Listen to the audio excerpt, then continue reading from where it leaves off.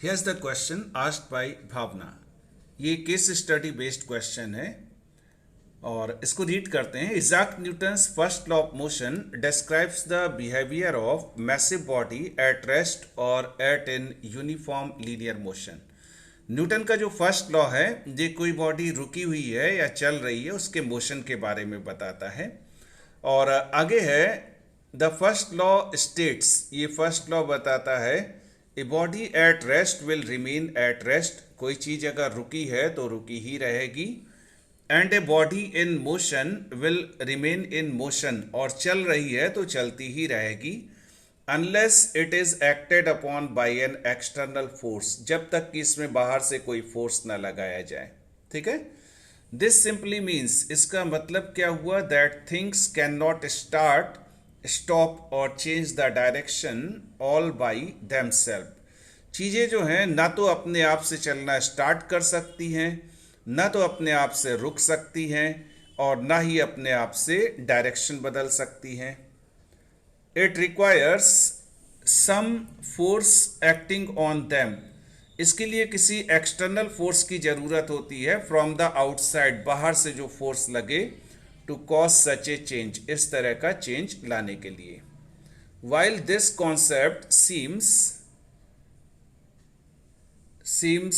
Simple and obvious to us today, ये concept देखने में तो बड़ा सिंपल लगता है, in Newton's time it was truly revolutionary. Newton के टाइम में जो है ये बड़ा रिवोल्यूशनरी था, लेकिन क्योंकि लोगों को इस पे एकदम से बिलीव नहीं हुआ। क्योंकि देखें, जैसे कोई बॉल जा रही है तो कोई बॉल जैसे जा रही है और जाते जाते अचानक से रुक जाती है, तो लोग क्या कहेंगे कि अरे इसमें कोई फोर्स तो लग नहीं रहा है, लेकिन ये बॉल रुक गई। लेकिन वहाँ पर एक फ्रिक्शन का फोर्स लगता है, ठीक है ना। और अगर कोई एक बॉडी डीप स्पेस में हो तो उसको अगर एक बार मूव करा दें तो वो स्पेस में हमेशा के लिए चलती ही रहेगी। आगे, there are many excellent examples of Newton's first law involving aerodynamics। Aerodynamics क्या होता है, किसी भी चीज को हवा में स्टडी करना, हवा में किसी चीज का मोशन, और मेनली ये जो टर्म है हेलीकॉप्टर, एरोप्लेन, इन सब की डिजाइन से रिलेटेड है। The motion of an aeroplane when the pilot changes the throttle setting of the engine is described by the first law। ठीक है, the motion of a ball falling down through the atmosphere, कोई ball जो है atmosphere में ऊपर से नीचे की तरफ गिर रही है, ठीक है, और a model rocket being launched up into the atmosphere are both the examples of Newton's first law. कोई रॉकेट को आसमान में जब छोड़ा जाता है तो ये भी न्यूटन के फर्स्ट लॉ का ही एग्जाम्पल है। The motion of A kite when a wind changes, A football wind changes can also be described by the first law. देखिए, जो पतंग है, पतंग में हवा एक प्रेशर लगाती है और उस प्रेशर की वजह से जो पतंग है वो मूव करती है। यहाँ भी न्यूटन का जो है फर्स्ट लॉ काम करता है। चलें इसके बाद क्वेश्चन में आते हैं।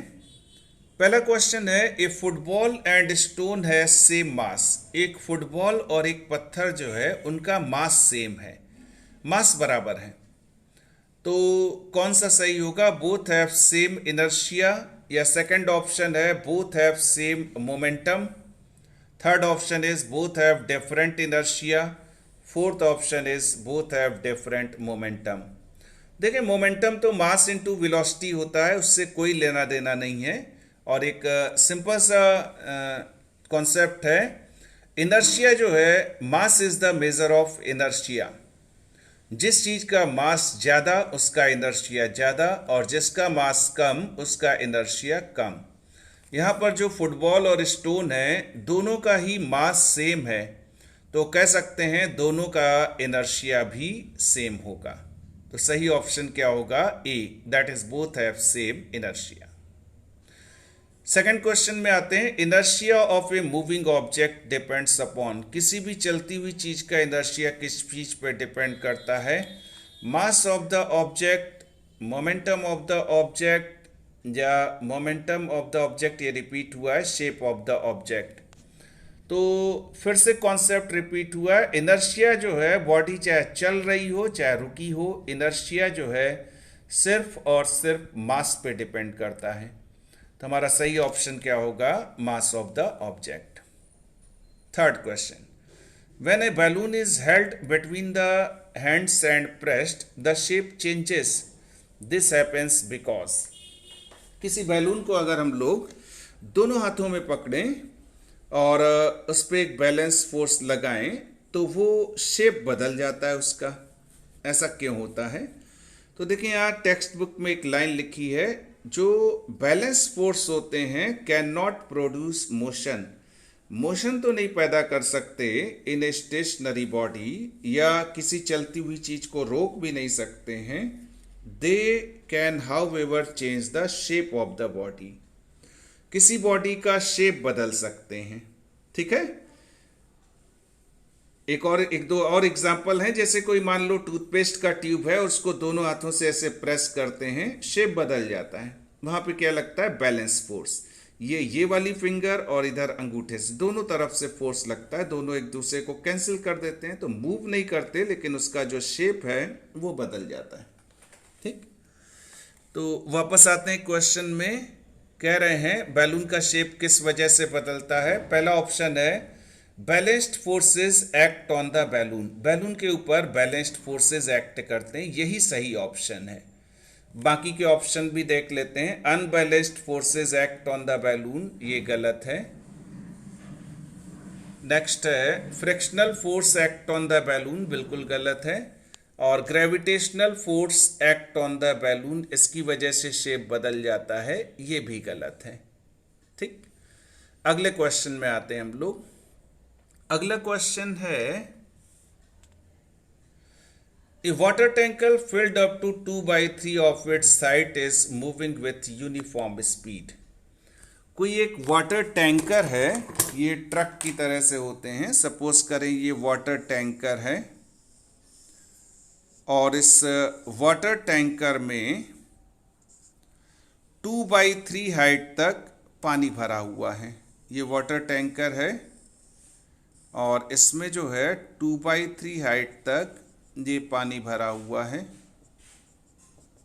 ठीक है, this is water.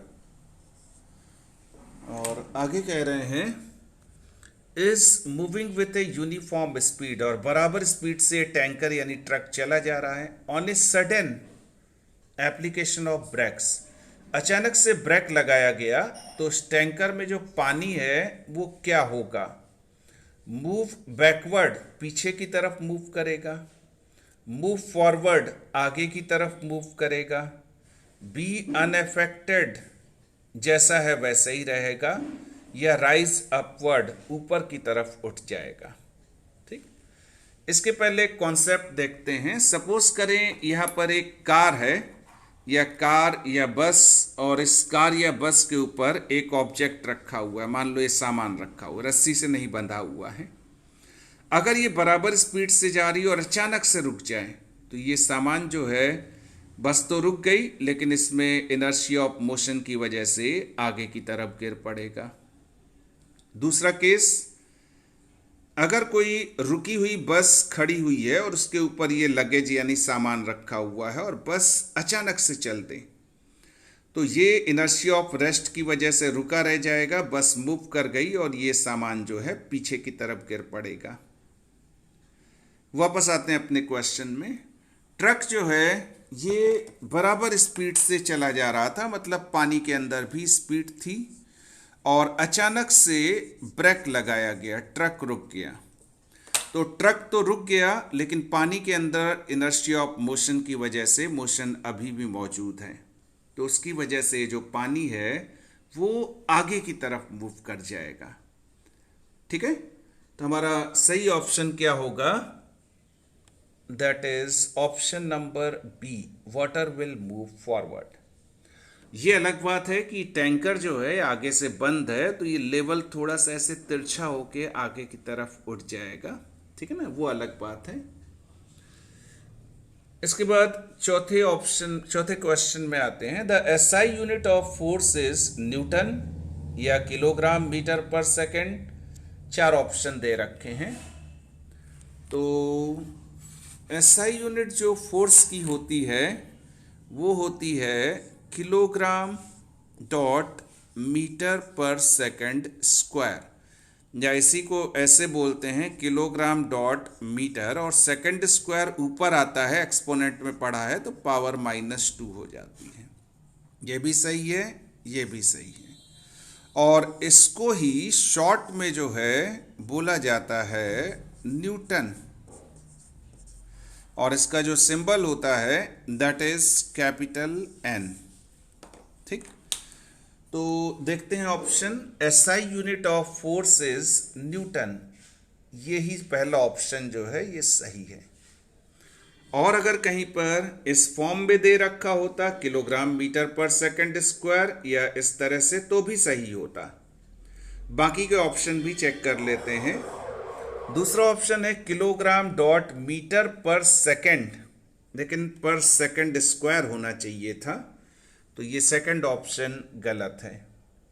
Third option is kilogram dot metre into second square कर दिया, जबकि यहां पर अपॉन में सेकंड स्क्वायर है, तो थर्ड ऑप्शन भी गलत।